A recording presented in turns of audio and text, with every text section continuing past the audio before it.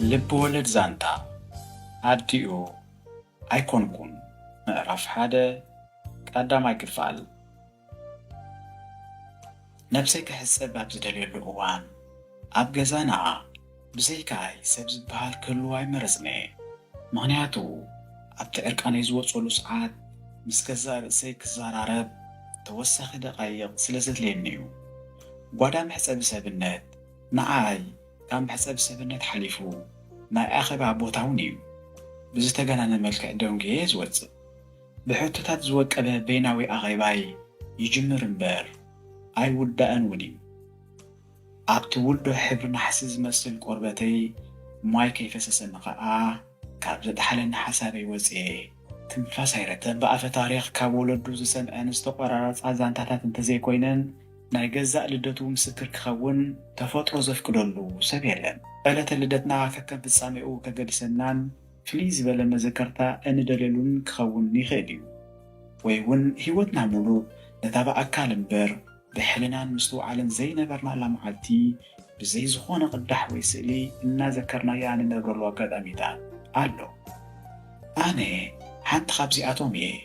ብዛዕባ ዕለተ ልደተይ ዝዝክሮ ፍጻሜ ኣይሃልወን እምበር ብዛዕባ እታ ፈላሚት ዕለተ ምድራዊት ሂወተይ ምሕሳብን ምስትንታንን ዘየቋርፅ ዕዮ እዩ።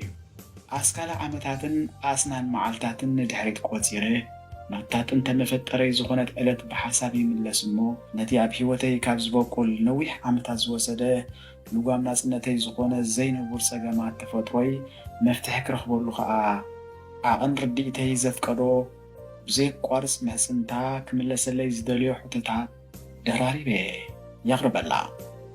ኣብ ዝነበርኩ ነይረ ይምለስ እሞ ሕቶታተይ ብዘይ መልሲ ቀንፈዞ ክብሉ ይጸንሑኒ። ወሲኸ እውን ይሓትት ዘይተመለሱ ዝተመሰቐሉ ሕቶታት ምስሊ ሰኪዐት ሰሪሖም ኣብ ሸርኾም ኣእትዮም ካብ ኩሉ ክርአን ክስተውዓለሉን ዝግብኦ ፀጋዛ ምድሪ ብገዛእ መሰለይን ጉብአይን ይሽፉንንን ይሕርሙንን። ናይታ መዓልቲ እቲኣ ፋይዳን ኣሰርን ከዓ ሽታማይ ይኾነኒ ከም ሓቂ ስለ ዘይከኣል እዩ። ግን ከዓ እታ መዓልቲ እቲኣ ልዕሊ ዝኾነ ፍጡር ምስጢር ተኽእሎ ዝመሃረትኒ ፍጥረት እያ።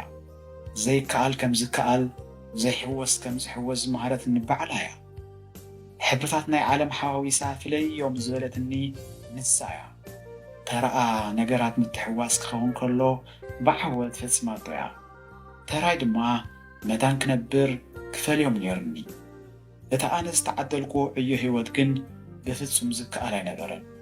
ካብ ዓቕመይ ንላዕሊ ነይሩ።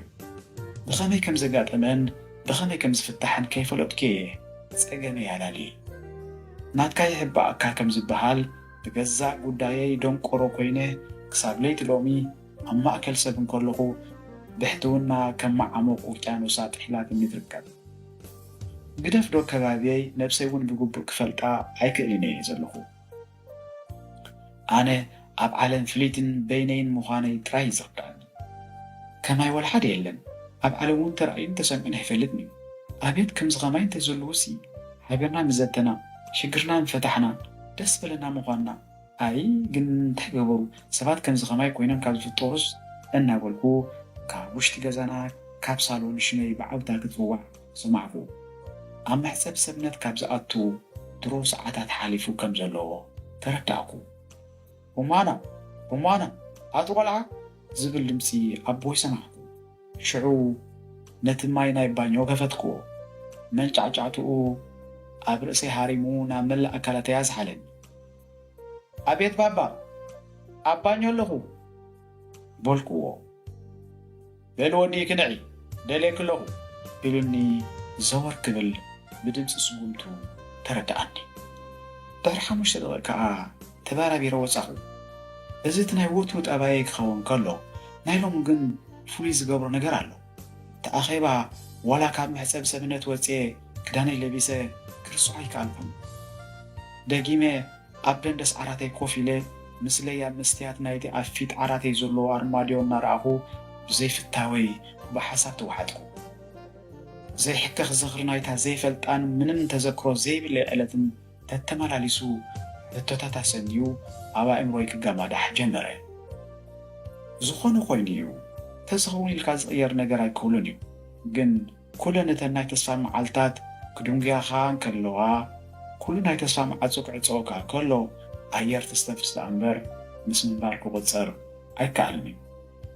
እንተወሓደ እታ ወትዋ ኣብ ኣእምሮይ ትመላለስ ሕቶ ክትምለሰለይ ነይርዋ ብሃይልቴ ስለምንታይ ናይ ሰብ ተፈጥሮ ኣነ ድዩ ጀሚረዮ ኣነ ክውለድ ከለኹ ዋላ ሓደ ሰብ ኣይነበረን ይብል። ኩሉ ሰዓን ዕውር ዝኾነ ወረ ካብ ዕውር ዝገድድ ዳሲሰ እውን ነገራት ክፈሊ ዘይክእል ኮይነ ምጽንሐይ ይገርመንን ይሕዝነኒ። እዝን ምዚ ዝተተሓሓዙ ሕቶታት ተዝምለሱለይ ነቲ ብዘይ ምስትውዓል ዘሕለፍክዎ ዕሸልነተይ መገምገሚ ምኾነኒ ዝብል ተስፋ ኣለዎ። እንታይ ደኣስ ኣብ ዝተወሰነ ዕድመ ዘይነብር ለውጢ ኣብ ገዛ ኣካለይ ካብ ዝርኢ ሕሉፍ ፈሊጠ ንመጻኢ መገመትኩ ካብ ዝብል ኣተሓሳስባ እዩ። ሕጂ ከም ቀንድን እዋናዊትን ንኩሉ ሕቶን ግምታተይን ፀብለል ኢላ ኣብ ሕልናይ ትመላለስ ዘላ ክውለድ ከለኹ እቲ ኩነታት ከመይ ነይሩ እትብል ሕቶ እያ።